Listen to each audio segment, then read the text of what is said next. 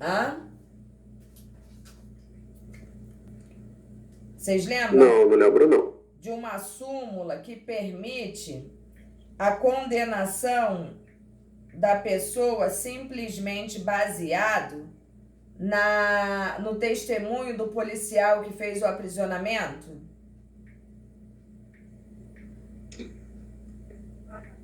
Ah, sim, a senhora comentou. Lembram disso?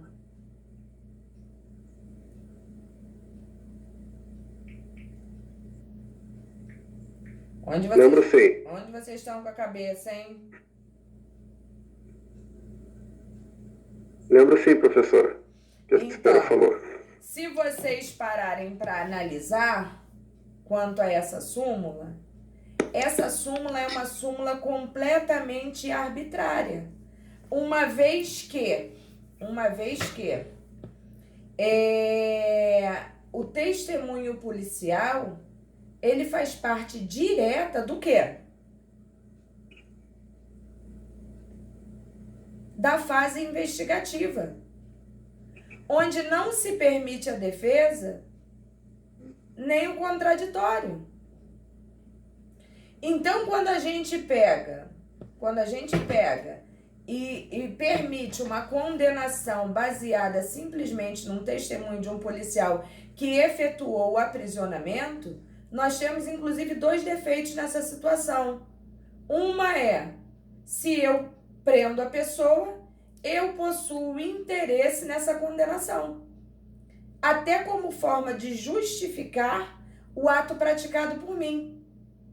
Porque se eu prendo e eu tô errada, ele vai ter que ir pra rua, ele vai ter que ser liberado.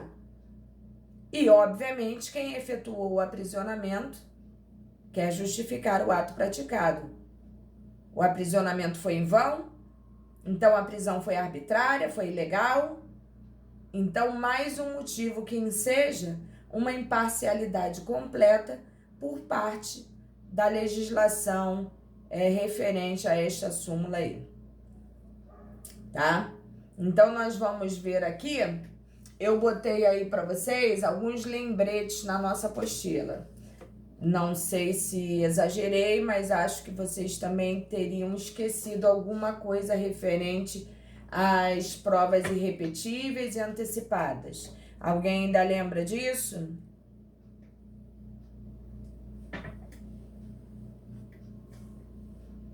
Alô? Vocês não estão lendo para me responder não, né? Coisa feia. Eu tava, professora, mas eu não lembro muito bem não. Coisa feia, vocês estão colando. Entendeu? Vamos lá. Coloquei aí os lembretes, ó. As provas cautelares são aquelas em que faltou um S aí, né, gente? Cautelares são aquelas em que há um risco de desaparecimento do objeto da prova por decurso de tempo. Se não forem produzidas logo, perdem sua razão de produção. Depende da autorização judicial, mas tem seu contraditório postergado diferido. Olha bem. Aí vem exemplos. Interceptações telefônicas. Se eu estou querendo provar que uma pessoa é culpada em determinada ação, em determinado ato ilícito, para que se comprove, o juiz vai ter que autorizar, não só autorizar, mas pedir, né, uma interceptação telefônica, uma vez que eu, advogado, não tenho competência para isso, tá? Isso seria uma prova manifestamente ilegal se eu agisse desta maneira aí. Até aqui tranquilo?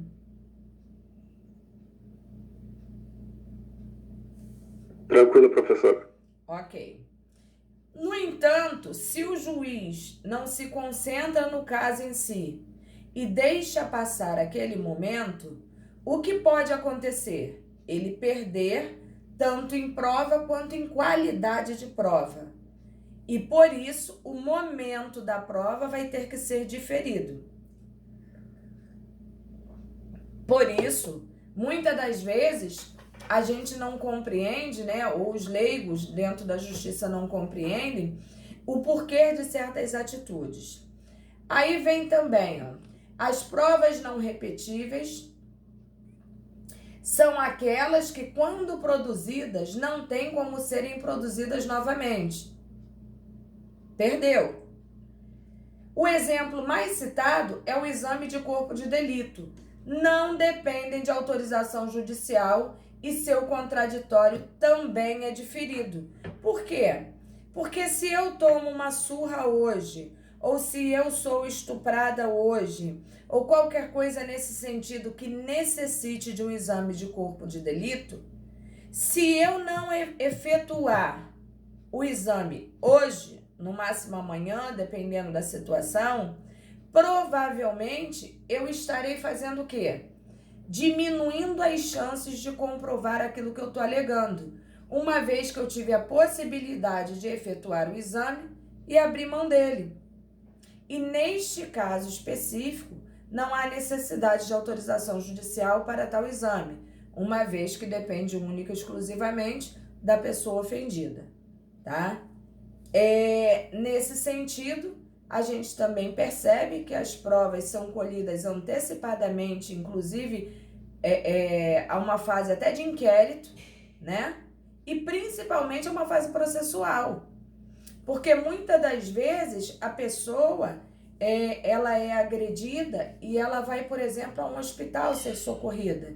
Em verdade, nem passou por uma delegacia ainda.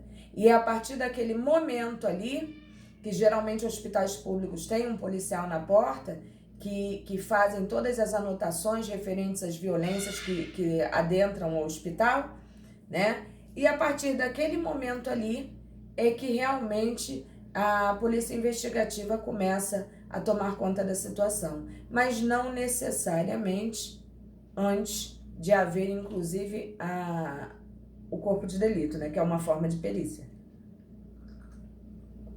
Tranquilo isso? Tranquilo. Beleza. Vocês já tinham aprendido isso, creio eu.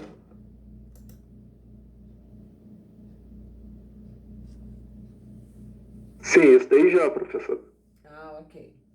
As provas antecipadas possuem contraditório real.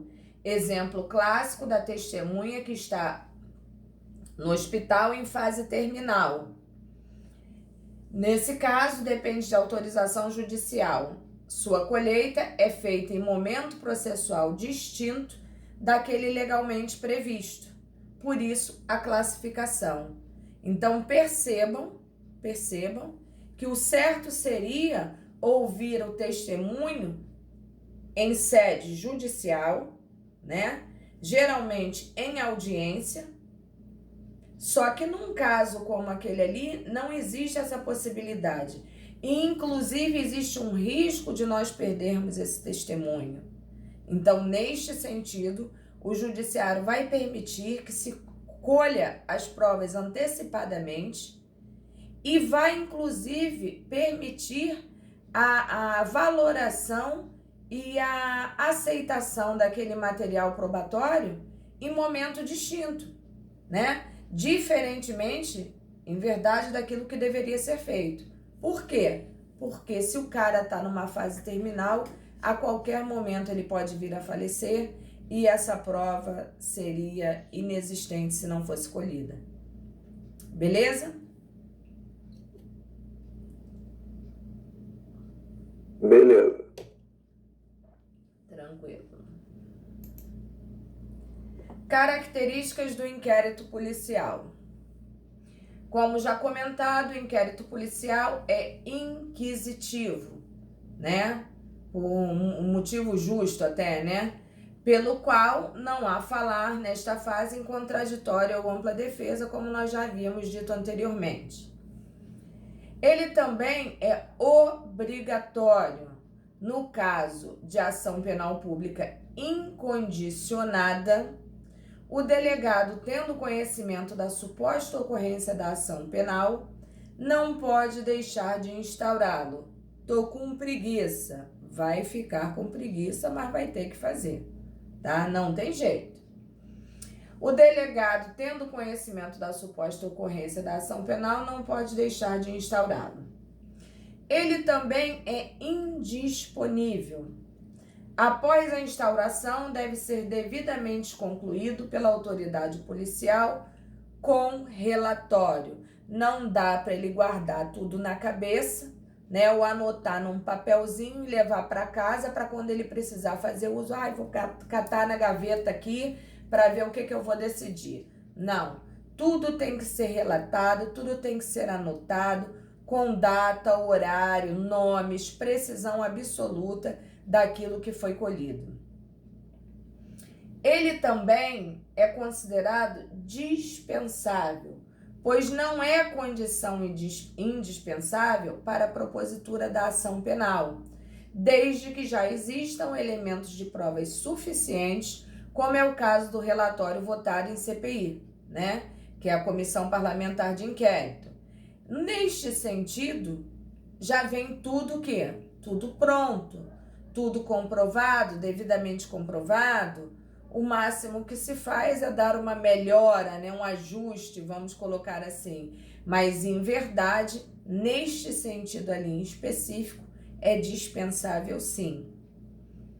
E sigiloso, visando se assegurar tanto o resguardo à imagem e à privacidade do investigado, quanto o sucesso da investigação. Isso, inclusive, é caso de muita discussão quando a gente vê principalmente a mídia, né? Baseado que o inquérito é sigiloso, a gente vê a filmagem da criatura sendo levada a uma delegacia e as pessoas na porta gritando, xingando, tacando pedra, querendo bater. E muitas das vezes se comprova por A mais B que aquela infeliz pessoa que ali estava realmente não era o culpado da situação.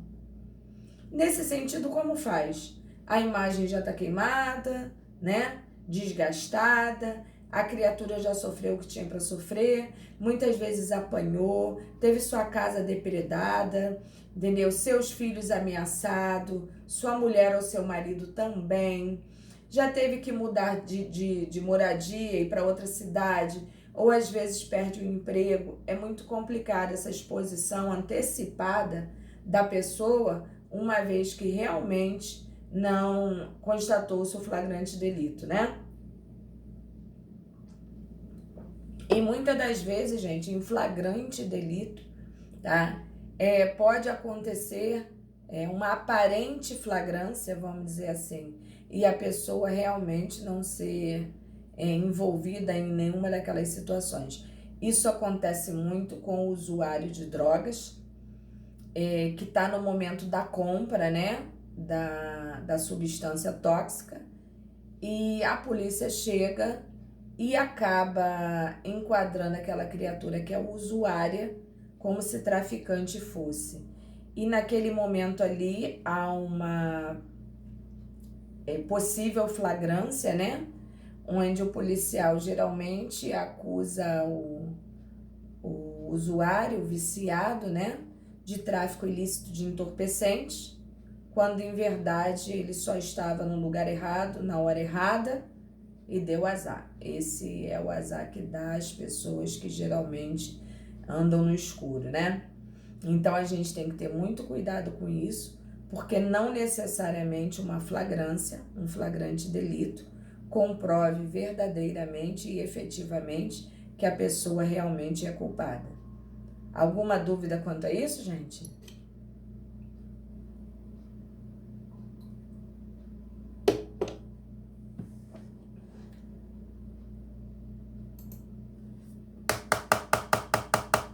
Tem gente dormindo aí? Tá tranquilo por enquanto. Por enquanto, né? Já podem até defender uma criatura. Beleza, vamos lá. OBS. Apesar de inquisitivo, a atenuação desse caráter prevista pela modificação ocorrida no artigo 7º do Estatuto da OAB. Se liga nisso. Muito ligado. Assistência aos clientes na apuração de infrações, sob pena de nulidade absoluta do respectivo interrogatório e elementos investigativos. tá? Porque discute-se aí se realmente é válido, né, aquela inquirição em sede policial do acusado sozinho, sem assistência de um advogado. Então, neste sentido, há sustentação de que invalida todo o ato praticado a falta de assistência técnica ou defesa presente no interrogatório, tá? É uma guerra infinda, mas existente, tá? E geralmente a pessoa que consegue sustentar isso de maneira digna, né?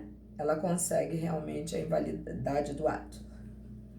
Atenção aí, a peculiaridade da Lei 9.099, que é a Lei dos Juizados, né?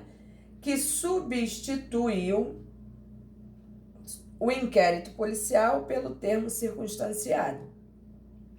No sistema do Juizado Especial Criminal, não há inquérito policial, nos termos do artigo 69 da mesma lei. Então, quando se tratar de juizado, que é uma forma de potencial ofensivo menor, né, de lesividade menor, não existe, então, a questão da fase inquiritual, e sim o cara vai assinar um termo circunstanciado que gerará o processo a nível juizado. Aí, no caso, não vai ter aquela fase de aceitação da denúncia ou da queixa. Vai ser distribuído diretamente para o juizado e lá vai ter uma audiência para ver se tem acordo. Geralmente é assim que acontece, Sabrina. Eles fazem uma audiência preliminar, né, para tentar suscitar toda uma situação que não faça haver a presença do MP, mas na falta dessa possibilidade, não vai ter jeito, entendeu? Tá bom. Não havendo interesse em acordo ou suspensão, seja o que for, entendeu? Aí não vai ter jeito, vai ter que haver a intervenção estatal. Beleza? Tá bom. Vamos lá, seguindo aí no nosso raciocínio. Bom, vícios no inquérito policial. Não se pode falar em nulidades na fase de inquérito policial, pois nesta fase não se vislumbra um processo, mas sim um procedimento de caráter preliminar e informativo, cujos vícios são considerados meras irregularidades que não afetam a ulterior ação penal que nele porventura se basear. Contudo, um detalhe mostra-se importante: o fato de os vícios do inquérito policial não contaminarem a ação penal não significa ausência de sanções para os vícios, tá? A gente tem que ter muito cuidado com isso. Não invalida, mas existem situações que podem gerar tantos outros aspectos que podem retardar o procedimento processual. E às vezes esse retardo para a gente é muito bom, uma vez que permite mais tempo para trabalharmos, né? Então a gente tem que realmente ficar esperto em relação aos vícios. Bom, coloquei alguns aí, ó. Vício de lavratura do auto de prisão em flagrante. Nós estamos falando de prisão em flagrante. Caso a autoridade policial não observe as formalidades previstas nos artigos 304 a 306 do CPP, a consequência será a ilegalidade da prisão efetivada e então deverá ser relaxada, uma vez que prisão ilegal deve haver o quê? Relaxamento de prisão. É eivada de vício, né, de ilegalidade. Então, neste sentido, a peça fundamental e coerente para essa situação seria, então, um relaxamento de prisão. Alguém tem dúvida quanto a isso? Não. Não. Eu poderia usar o habeas corpus nessa situação? Eu acho que teve um aluno que suscitou isso, inclusive na aula passada, não me recordo quem foi. Acho que nós já falamos, né, sobre isso, né? Que em verdade o habeas corpus serve para tudo. No entanto, quando se tratar de ilegalidade da prisão, né, vício, né, de legalidade, nesse sentido a gente tem que falar do relaxamento de prisão mesmo, uma vez que o habeas corpus é utilizado em todos os sentidos, inclusive para prisão legal, tá? Então, a peça que deve ser proposta realmente é o relaxamento de prisão. Bom, outra situação aí é o vício na realização da prova pericial. Isso é de uma importância tamanha, vocês não têm ideia. Inclusive é caso até de liberdade, por exemplo, de um criminoso que foi preso por tráfico ilícito de entorpecentes, porque ele foi pego com material para a venda de drogas, né? E, em verdade, eles não enviaram esse material que eles atestam, que é droga, que é entorpecente, eles não enviaram para a perícia para comprovação, né, de que realmente o ato ilícito foi perpetrado. Neste sentido, quando se extrapola este período, eles vão ter também que colocar em liberdade, uma vez que foi uma falha deles não enviarem para a perícia para realmente analisar se aquele material era droga, se era entorpecente ou não. Ah, professora, mas aí vai pegar uma mochila cheia de coisa e não vai ser droga? Os caras sabem, né? Pega o dedo, passa na língua, né? O cheiro é muito característico. Beleza, pode ser o raio que o parta, mas a formalidade intrínseca ao ato tem que estar atestada de forma fidedigna, onde não gere a menor dúvida quanto à prisão do acusado. Até porque em comunidades é muito comum, de acordo com a vida em que as pessoas estão acostumadas, né? Pelo menos naquele meio ali, não digo todos, mas no meio onde as pessoas trafegam nas bocas de fumo, é muito comum, inclusive, a brincadeira, né? Não é nem mais polícia e ladrão, né? É a brincadeira, eu sou humano X, eu sou humano Y. E as crianças gostam daquilo, pegam uma mochila velha, pegam a farinha da mãe, endolam lá, né? E farinha, maisena, seja o que for, e brincam com aquilo, a polícia bate, carrega e não quer saber quem tá certo e quem tá errado, se é farinha, se é maisena, se é pó royal. Entendeu? Então, por isso, há necessidade realmente da perícia em relação a toda essa situação, porque existem já históricos, né, de situações onde as pessoas são presas e realmente não existia droga.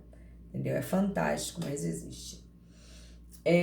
Então, quanto à realização da prova pericial, caso não se observe alguma regra técnica da perícia, a consequência é que esta prova será imprestável como fundamento para a propositura da ação penal e ainda para a condenação futura do acusado. E essa imprestabilidade, obviamente, ela tem que ser requerida pela defesa, uma vez que você não vai esperar isso do Ministério Público, né? Então, a gente tem que ficar de olho bem aberto em situações como essa. Ah, professora, mas como é que a gente vai saber um troço desse? Simples. Para começar, para te acusar de algum fato, como, por exemplo, que eu falei aqui, o tráfico ilícito de entorpecentes, a prova pericial já tem que estar no processo, informando que realmente aquele material que foi pego com você era droga. Se isso não existir, como é que faz? Né? Que tipo de prova? Ah, eu tô falando que é droga? Ah, que maravilha, né? Então, se você tá falando que é droga, eu falo que não é. E fica o dito pelo não dito. É como você também acusar alguém de estupro, de violência sexual, sem nenhum tipo de prova. Isso ficaria muito fácil, né? Ou que você é o pai do meu filho, simplesmente porque eu tô falando, você é o pai do meu filho. Não existe testemunha de que tivemos um relacionamento, não existe nenhuma prova pericial a nível de DNA, não existe fotografias, não existe nada que comprove o meu alegado. E fica por isso mesmo? Então, não. Então, prova é importante sim, principalmente a nível pericial, tá? Vício na realização do reconhecimento. Isso. Com esse pó royal aí, sei lá, né, o orégano, e eles veem, os policiais veem que cometeu esse vício, esse erro e colocam. E aí complica. Como é que é? O complicado é como a senhora contou essa historinha aí do rapazinho na favela, está lá com a farinha ou com orégano, ou que seja lá qualquer substância que pareça ser uma substância ilícita, e ele foi pego pela polícia e a polícia vê que cometeu esse erro e colocar o verdadeiro. Acontece muito isso. Não, e como é que vai provar, né? O cara colocou de verdade ali dentro. Guilherme, é problemático, lamentavelmente, muito lamentavelmente. Nós temos maus profissionais em todos os setores, né? Não só na polícia, mas eu costumo dizer que a gente encontra dentista ruim, médico ruim, advogado ruim, assim como a gente encontra policial ruim. Mas a gente tem que entender também que isso é muito complicado, né? Porque se uma pessoa dessa tem essa capacidade, e a gente sabe que tem, tanto você quanto eu, né? A gente sabe que existem pessoas com essa característica da maldade, com essa característica da má-fé, então a gente realmente não pode abrir mão dessa situação toda. Você tá me ouvindo, Guilherme?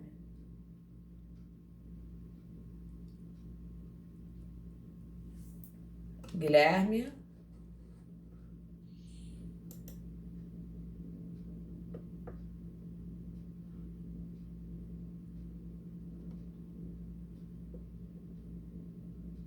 Guilherme?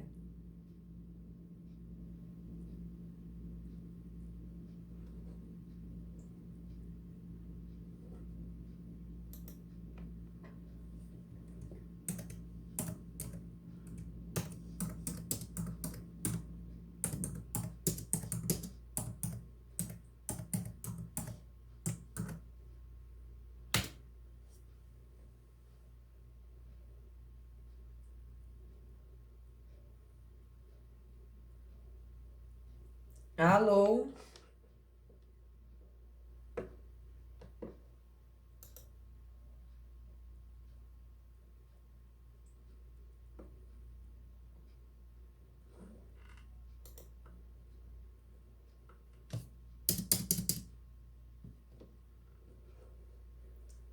Alô?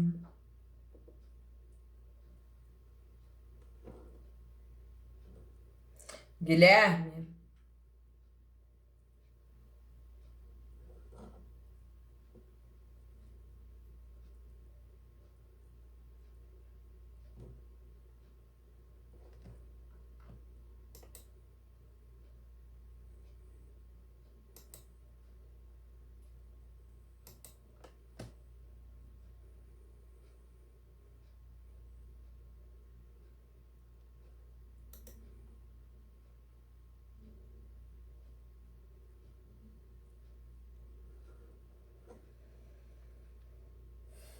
Vocês estão me ouvindo?